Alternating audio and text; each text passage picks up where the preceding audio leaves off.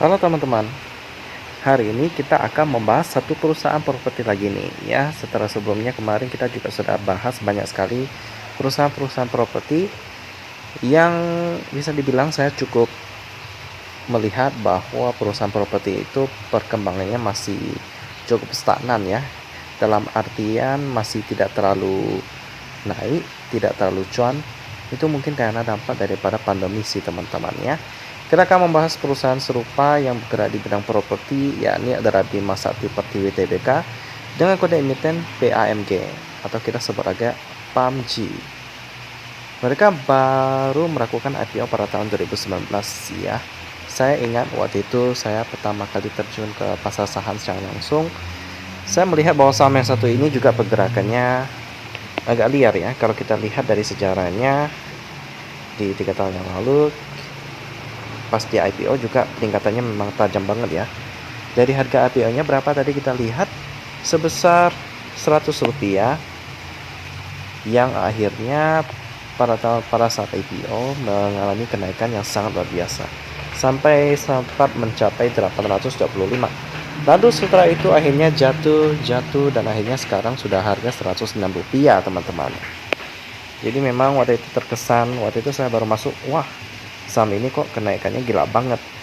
Jadi saya sempat pantau waktu itu dan belum pernah saya beli sih, karena waktu itu saya juga mungkin takut aja sih, karena waktu itu baru mulai masuk pasar saham ya. Kalau sekarang sih saya melihat fundamentalnya pun saya nggak tertarik dengan PAMG ini ya teman-teman ya, karena memang nanti coba kita review satu persatu.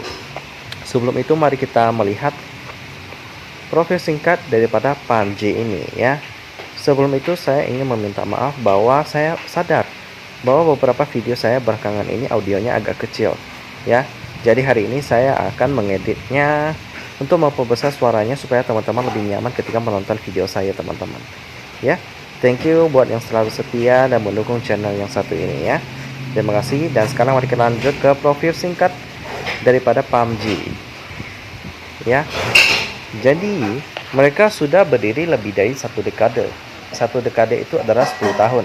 Jadi sudah lebih dari 10 tahun yang lalu sebagai pengembang properti terdepan di Riau ya. Riau, khususnya di Kota Pekanbaru ya. Mereka membangun satu mall, yakni Mall Pekanbaru, merupakan mall pertama yang didirikan di Kota Pekanbaru ya. Sebuah pusat perbelanjaan yang terkoneksi dengan sebuah hotel bintang 5, yaitu Grand Jatra Hotel Pekanbaru. Wow.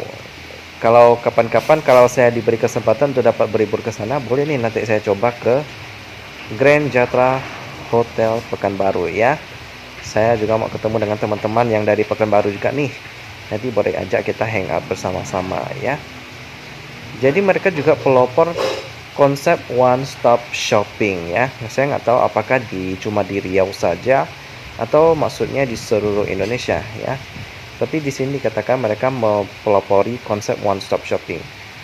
One stop shopping ini berarti bahwa ketika kita mau shopping, kita cuma perlu di satu kawasan itu. Jadi one stop, nggak perlu ke tempat lain lagi karena semuanya sudah tersedia di tempat tersebut. Di Mall Pekanbaru, apapun yang kita butuhkan dari baju, makanan, bahan makanan, kopi, peralatan dapur dan lain-lain, sampai hotel pun ada di sana teman-teman ya. Jadi sangat mencukupi kebutuhan daripada itu. Ada chat time, perpustakaan, tempat jual buku, HP, sampai hotel teman-teman ya. Lalu bagaimana sih fundamental daripada perusahaan yang satu ini yang menjadi perusahaan properti ya? Kita akan lihat sama-sama di RTA Business.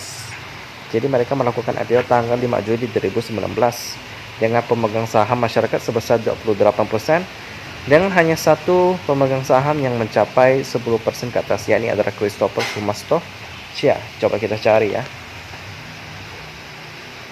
Christopher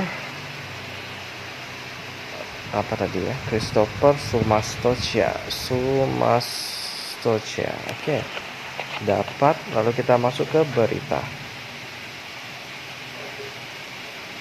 PPKM COVID. meroket, menyerap, meningkat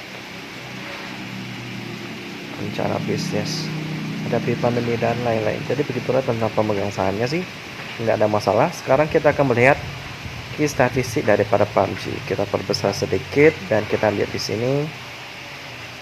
Fundamentalnya operating profitnya ada, cuma akhirnya berakhir dengan minus. Ya sayang sekali, dengan valuasinya pasti minus. PBV-nya 0,7 kali ya. Lalu dengan operating profit margin 10%, tapi net profit margin minus 28% ya. Lalu di sisi liquidity-nya cash ratio-nya 11% dengan quick ratio-nya 116%. Keuangannya cukup sehat, tapi sayang fundamentalnya masih cukup kurang memuaskan ya. Turnover-nya pada Jumat kemarin sebesar 8 miliar rupiah. Cukup liquid, tapi tetap saya melihat fundamentalnya kurang menarik ya. Jadi saya akan katakan untuk skip saham yang satu ini sampai keadaannya dapat lebih membaik, lebih menarik untuk diinvestasikan, barulah kita mulai masuk ke saham yang satu ini ya. Tapi kayaknya sih mungkin masih agak lama ya, karena mereka bergerak di sektor yang cukup terdampak pandemi, sehingga dari efek yang dulu-dulu tahun-tahun kemarin pasti masih terasa. Ibaratkan luka yang baru mulai mau kering ya, jadi masih ada dampaknya, harus dirawat supaya dapat lebih cepat sembuh gitu teman-teman ya.